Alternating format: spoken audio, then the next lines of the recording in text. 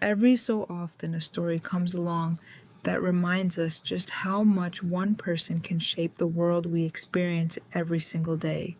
On June 22nd, 2024, the music industry lost its most vibrant and steady warmth when Clive Davis passed away at his home in Manhattan at the age of 94.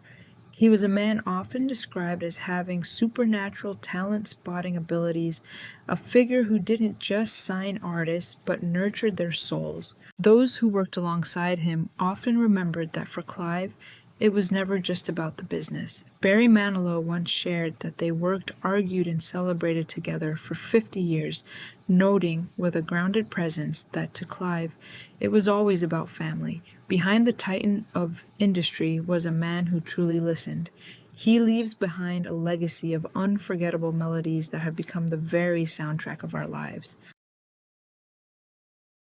Behind the cameras and the brightly accessorized suits was a real person who understood the weight of loss and the value of a hard-earned dream.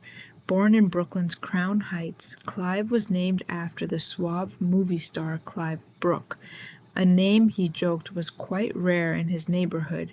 His childhood was defined by a middle-class upbringing and a deep love for the Brooklyn Dodgers, but tragedy struck early when he lost both of his parents within just 11 months of each other while he was still in college. He often reflected that this devastating blow made him feel that anything cherished could be taken away at any time.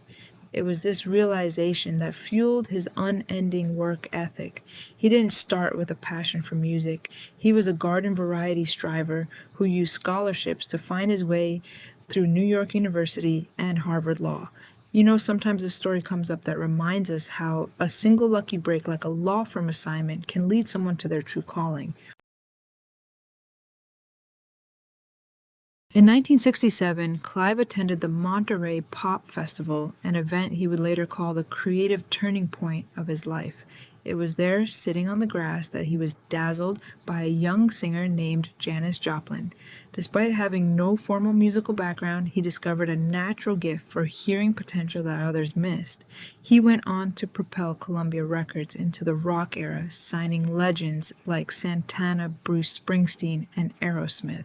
Bruce Springsteen later recalled being signed at just 22 years old, noting that Clive treated him with the same respect and kindness as a nobody that he did after he became a global superstar. This ability to see the human being behind the talent was Clive's true signature. It's a gentle reminder for us all to appreciate the potential in those around us today before they've even realized it themselves. Whitney Houston. Perhaps no story illustrates Clive's heart better than his decades-long bond with Whitney Houston. He first saw her in 1983 at a small New York club called Sweetwater, where the 19-year-old was singing backup for her mother. When she stepped forward to sing The Greatest Love of All, Clive knew he had found a voice for a generation. He didn't just sign her, he spent 2 years carefully searching for the perfect songs to launch her career. He treated Whitney like a daughter, famously writing her a letter promising to stand by her until you find peace during her hardest battles.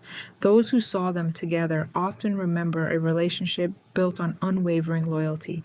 Even in the face of unspeakable tragedy, Clive's focus was always on honoring her regal presence and musical genius.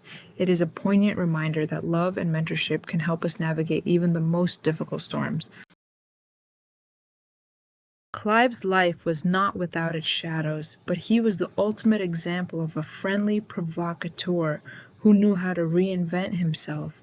In 1973, he faced a painful and public dismissal from Columbia Records, a setback that could have ended a lesser career.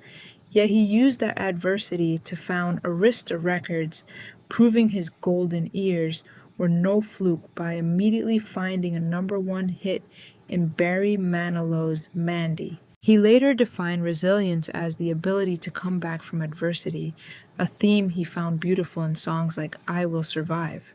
He didn't just survive, he thrived, launching the careers of Alicia Keys and Jennifer Hudson well into his 70s and 80s.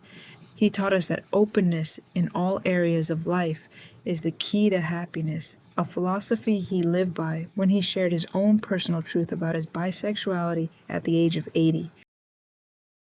As we look back on 94 years of a life beautifully lived, we see a man whose passion for music was matched only by his passion for helping his fellow man. From his tireless efforts in the battle against AIDS to his $10 million gift to create the Clive Davis Institute at NYU, he ensured that the next generation would always have a place to find their voice.